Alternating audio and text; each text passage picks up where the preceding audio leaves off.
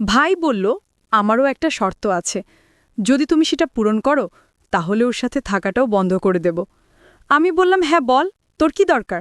তখন ভাই বলল, সে যেমন আমার সাথে আড্ডা দেয়, এখন থেকে তুমিও আমার সাথে আড্ডা দেবে আর আমার চাহিদা পূরণ করবে। আমি বললাম, এটা সম্ভব না। আমি কেন তোমার সাথে আড্ডা দিতে শুরু করব? তখন ভাই বলল, তাহলে ঠিক আছে, আমি যা করছি বেশ করছে, তুমি আমাকে বুঝাতে এসো না। তারপর আমি বললাম, চল ঠিক আছে, আমি সন্ধ্যায় ভেবে তোকে বলবো। এই বলে আমি আমার রুমে গিয়ে বসে ভাবতে লাগলাম। আমার ভাই যা বলেছিল তা আমি এখন পর্যন্ত তা করিনি। আমার ভাইও এমন কিছু করার কথা ভাবতে পারে আমি ভাবিনি। আমি ভেবেছিলাম যে আমার ভাই খুব ভালো মনের ছেলে এবং ভবিষ্যতে সে তার পরিবারের জন্য সহযোগ হবে এবং তাদের জন্য একটি ভালো অর্থ উপার্জন করবে। কিন্তু সে ইতিমধ্যেই খারাপ নেশায় পড়ে গিয়েছিল। এসব ভাবতে ভাবতে আমার হৃদস্পন্দন এতটাই বেড়ে গিয়েছিল যে আমার সামনে কেউ ভাকলে সে সহজেই শুনতে পেত। তখন আমারও মনে পড়ে গেল কিছুদিন আগের ঘটনা। সে আমার সাথে কি করতে চায় তা বুঝলাম। আমার সামনে একটা বড় সমস্যা ছিল যে আমি এখন কি করব। আমি যদি হ্যাঁ না বলি তাহলে ওদের ব্যাপারটা নষ্ট হয়ে যাবে আর ওর পড়াশোনাটাও নষ্ট হয়ে যাবে। আর যদি হ্যাঁ বলি তাহলে তার সাথে আমাকে স্ত্রীর মতো জীবনযাপন করতে হবে।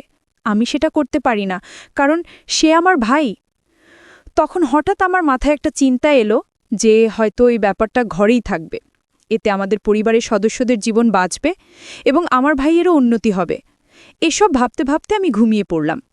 তারপর যখন আমি সকালে ঘুম থেকে উঠি তখন প্রথমে আমি ভাইকে অনেক বোঝানোর চেষ্টা করেছিলাম। সে আমার একটিও কথা শুনতে রাজি ছিল না। তখন আমি তাকে বললাম, ঠিক আছে, আমি তো সরতে রাজি।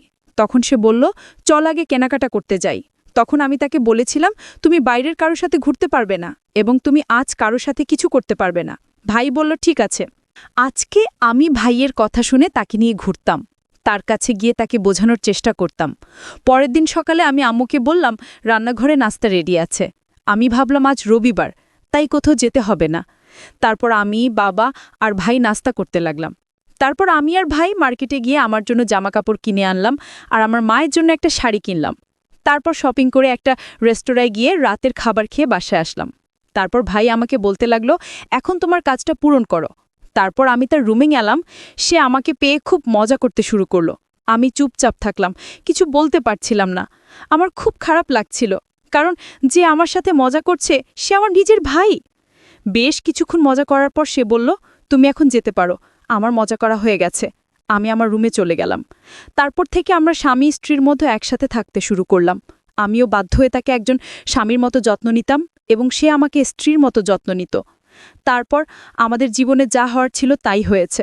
আমার ভাইও খুব খুশি এবং আমিও একসঙ্গে অনেক সুখ পেয়েছি। এখন আমার ভাই অনেক উন্নতি করেছে। সে কারোর সাথে আড্ডাও দেয় না। সে শুধু পড়াশোনা করে এবং বাড়িতে আসার পর সে আমার সাথে স্বামী স্ত্রীর মতো থাকে। এভাবে আমরা সুখে থাকতে লাগলাম। আমিও আমার ভাইকে এভাবে ব্যাখ্যা করতে বাধ্য হয়েছিলাম, কিন্তু এতে আমার কোনো ক্ষতি হয়নি।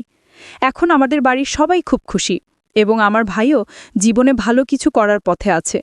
যদি সেদিন আমার ভাইকে না বলতাম তাহলে আজ সে খারাপ সঙ্গের শিকার হতো এবং নিজের ও পরিবারের সদস্যদের জীবন নষ্ট করত। এভাবে আমি আর আমার ভাই একসাথে ঠিক স্বামী স্ত্রীর মতো জীবনযাপন করে আমাদের ঘর বাঁচালাম। যাই হোক বন্ধুরা, আমাদের আজকের ভিডিওটি এই পর্যন্ত। যদি আমাদের ভিডিওগুলি ভালো লাগে তাহলে লাইক, কমেন্ট এবং শেয়ার করুন। আর সবার আগে ভিডিও পেতে আমাদের মিস পায়েল ব্লগ চ্যানেলটাকে সাবস্ক্রাইব করুন এবং পাশে আসা বেল আইকনটি অল করে দিন।